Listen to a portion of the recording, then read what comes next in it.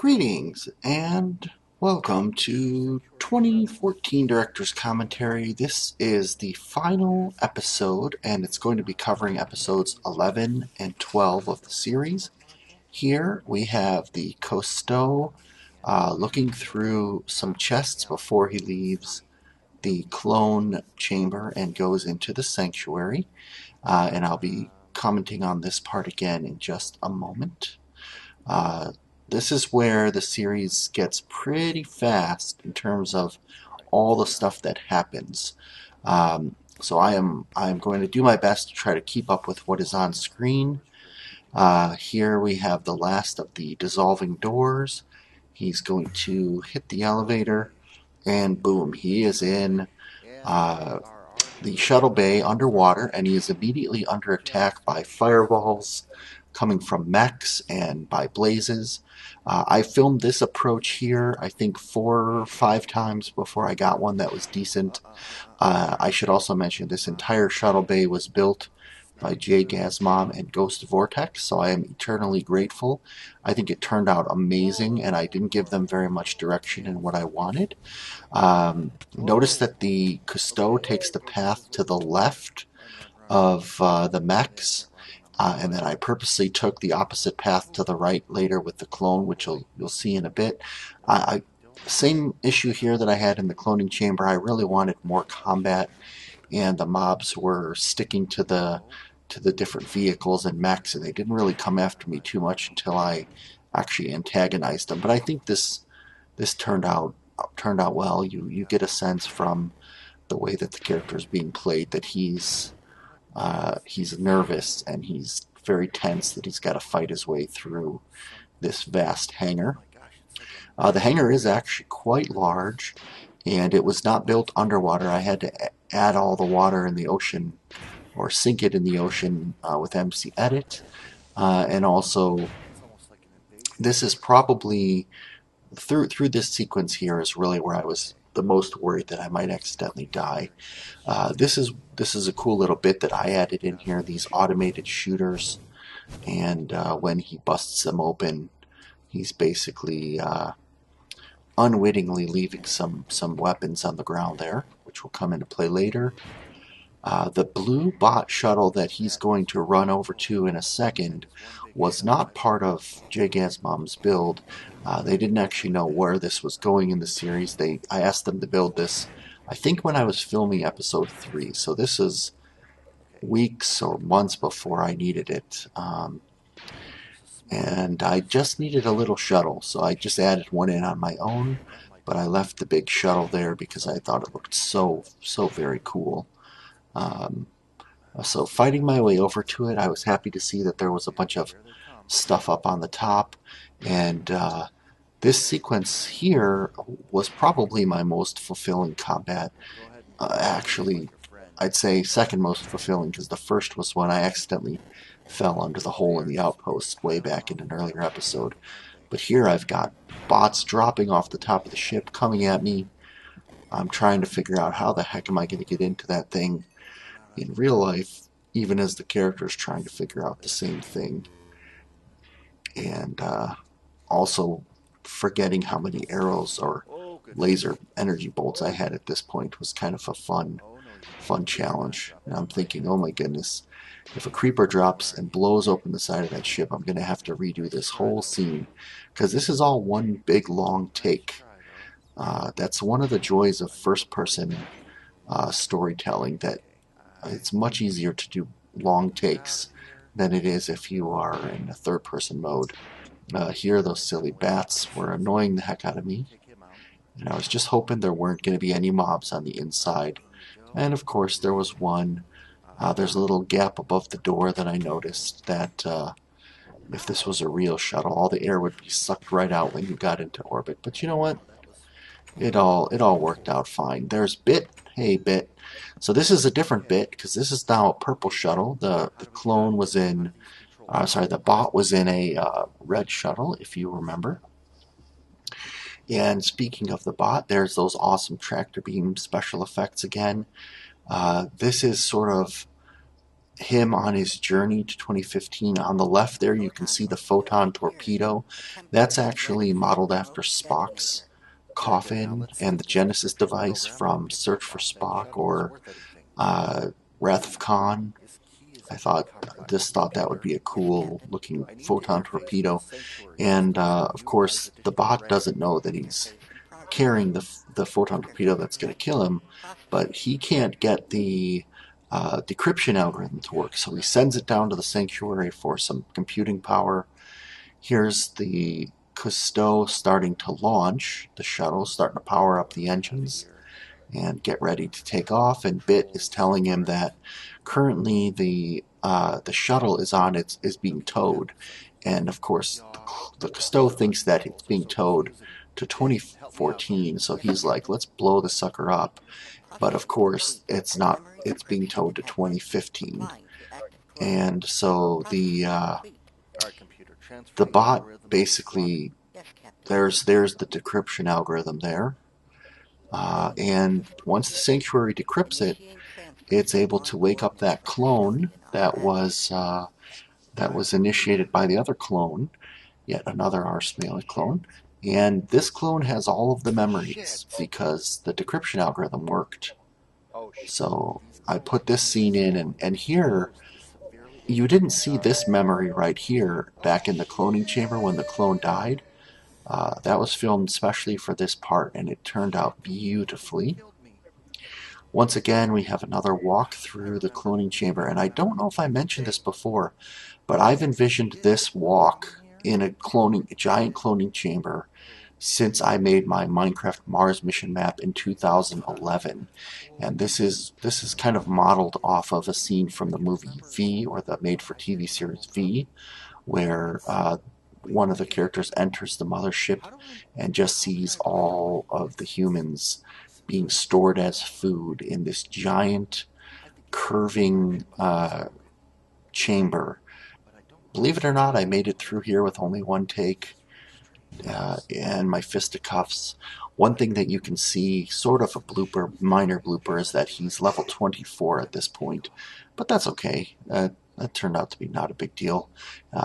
Just keeping their inventory straight earlier on when there were multiple characters both using the rsmalec account was enough, but this one wasn't that big a deal. And so long run back to the shuttle bay. I'm actually going to fast forward this, and we get to the chests, and of course right when I get to these chests and I start to open them up, I realize I didn't add the armor or the weapons. So he's got ammo, but he's got no weapon, and I just randomly grabbed a personal teleport module, which is an ender pearl. At this point I didn't actually know what I was going to use it for until I filmed the next sequence, and then I realized, ooh, I have an idea for a special effect. So here's the clone. This is the second clone entering, and he sees some mobs down the middle, and he decides to go right instead of left. So this clone with the memories, I'm glad that slime showed up there, by the way. That was nice, a nice addition. This clone with memories makes different decisions than the clone that had no memories, and different decisions than the master. And this again here, this is one of my favorite scenes, because this mobile combat and just sort of running from the zombie bots and then finding the fire charges turned out to be an incredibly useful tool that I had not planned on. And this sequence right here, I was sure I was going to get set on fire and killed, and it turned out really great. So we're just going to watch this one for a second here. I feel like, uh-oh, I'm on fire, my health's going down, but I feel like I had a pretty good tactic considering I was only armed with fire charges. Now, this part here, the actual ascent of throwing an ender pearl and getting it to land on that shuttle, you would not believe how many tries it took to get that right, and I actually had to edit it in. I actually didn't land it in the video itself, but here's the point where the Cousteau starts to take off the shuttle, and he also sends the command over to the photon torpedo to remote detonate, and of course There's the 2015 sanctuary. The bot is just getting there and detonate. Now, blooper, green screen out the window. Don't know if you noticed that.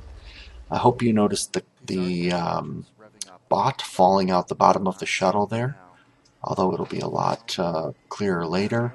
Also, underneath this shuttle, you could barely see it under upside down flames. Those are the propulsions, and there's my cut, and this is my favorite special effect right here. The shuttle taking off with the clone walking on top of it and looking down. Oh, the lines around the shuttle looked so clean. This is my best green screen ever. And this sequence where he drops down and goes into the shuttle, I just felt like this is my favorite special effect. And so here we go. We have come to episode 12, the final episode of 2014. There's the green screen out the window as the detonation occurs. And here we mimic the very first scene, although this time I was falling on top of a cow. Yep, that is a cow reskinned as the salvage bot. He hits the tree and he's out of commission for just a little while. But I really love the symmetry of that fall compared to the very first scene. Here's the shuttle taking off from the interior. A little bit wonky green screen out the window. I didn't realize it was going to look as weird as it does, but it looks fine when you're just moving up straight. So he realizes that the shuttle exploded in the wrong sanctuary, and here I am dropping down for the final confrontation between Clone and Cousteau. I love the fact that he misses the shot here. This was actually really hard to film. That's why he died so quick, and then it took about 5 minutes to reset us to the point where we could film, and so you saw the items on the ground disappear. This is a great special effect right here, actually, coming up right there. That was a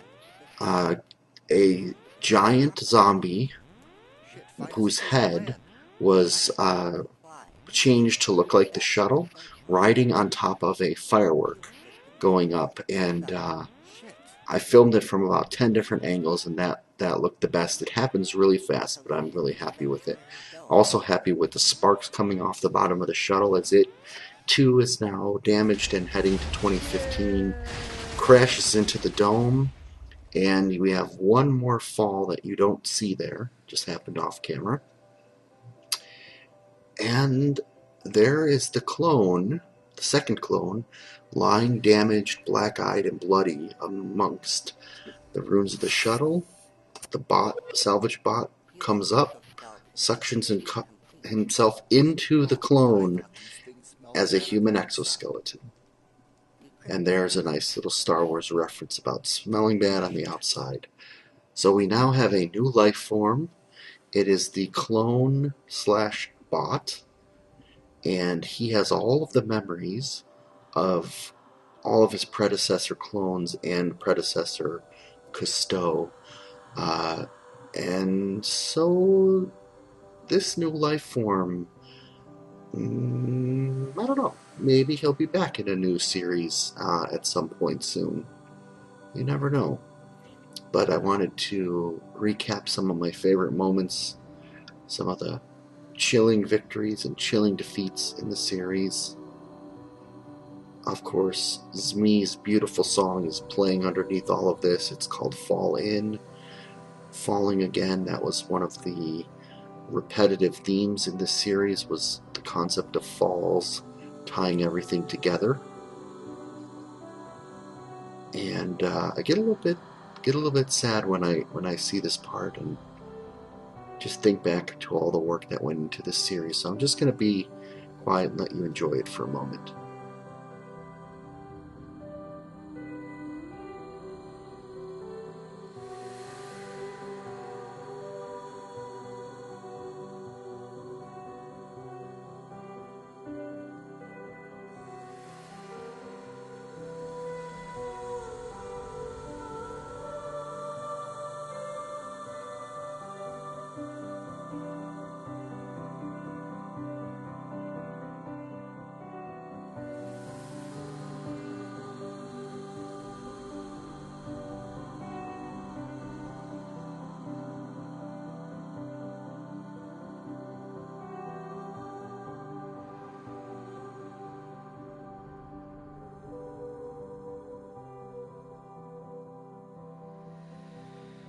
Of course, the final memory is the very first steps that the clone took, starting off in what most people thought was a survival series.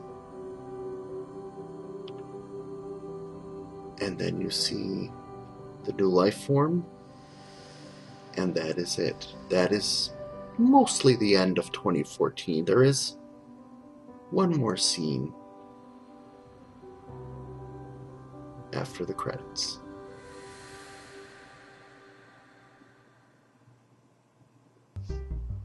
So roll credits, we come back out of the credits, and no Samuel L. Jackson showing up. However, we find that the new life form, sometime later, has built himself a nice little house. You can see those famous blue flowers out front that the Cousteau was going to use as a symbol of humanity are now actually basically being used as a symbol of clone and bot compatibility. He is farming by hand. There are no evil bots in Sanctuary 2015 at this point, and apparently he's just decided to live a simple life. We don't know a lot about what's in the Sanctuary 2015 yet, other than that he's built himself kind of a patchwork house. And I do want to thank you all for watching this commentary. If you watch the series, it really means a lot to me, and I hope you enjoyed it as much as I did. Take care.